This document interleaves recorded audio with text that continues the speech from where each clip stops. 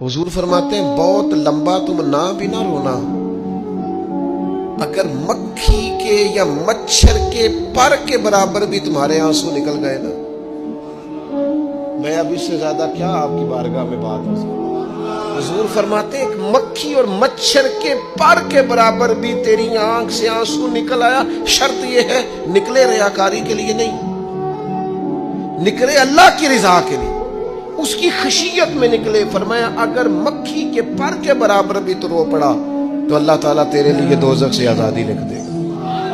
और नबी पाक सल्लल्लाहु ताला अलैहि वसल्लम ने बयान फरमाया है, हुजूर फरमाते जो अल्लाह के खौफ से रो पड़े ना, जिस तरह भैंस बकरी गाय के थनों से निकला हुआ दूध दोबारा थनों में नहीं ना जाता, इसी तरह जो रब की याद में रो पड़े वो दोज़ख में नहीं जाता। ये मिसाल देखें कैसी दी हुजूर ने समझाने। अगर कभी रोना आए उसके लिए तन्हाई का इंतखाब करें, मजमू में नहीं। एक बंदे को हज़रत उमर ने मजमे में रोता देखा तो फरमाया ये काम तो अकेले में करता, तेरे लिए बरकत वाला होता। तेरे आंसू निकले, तेरे रुखसारों पे बहे। और शेर खुदा तो शेर है ना, हजरत मौला अली शेर खुदा फरमाते हैं अगर तेरी आंखों से कभी आंसू निकले ना अल्लाह की याद में, हुजूर की मोहब्बत में, तो फरमाया उन आंसुओं को पूछना ना, उनको चेहरे से साफ ना करना। ये तो आंसू इस काबिल है कि तेरे रुखसारों पे रहे, ये तो रोशनी है तेरे चेहरे की, इनको पूछना ना।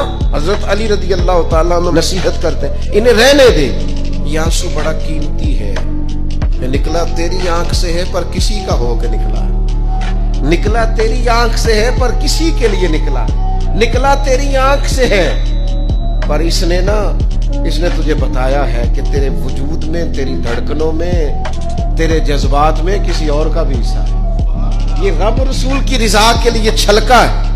एक भी रोने वाला हो तो बाकियों का काम भी।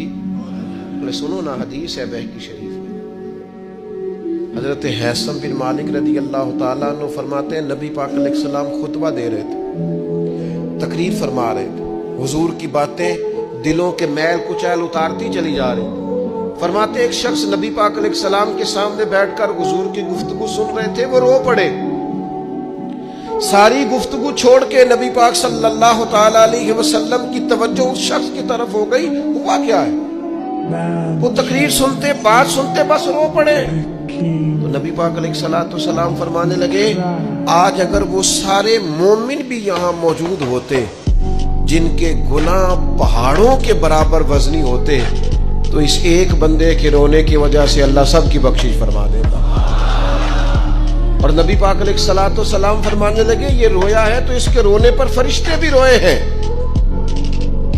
और फरिश्ते दुआ कर रहे हैं कि ऐ अल्लाह ये जो नहीं रोते ना उनके हक में उनकी सिफारिश कबूल कर ले जो तेरी बारगाह में रोते हैं, जो तेरे हुजूर अर्ज गुजार होते हैं उनकी सिफारिश कबूल कर ले, उनके हक में कबूल कर ले।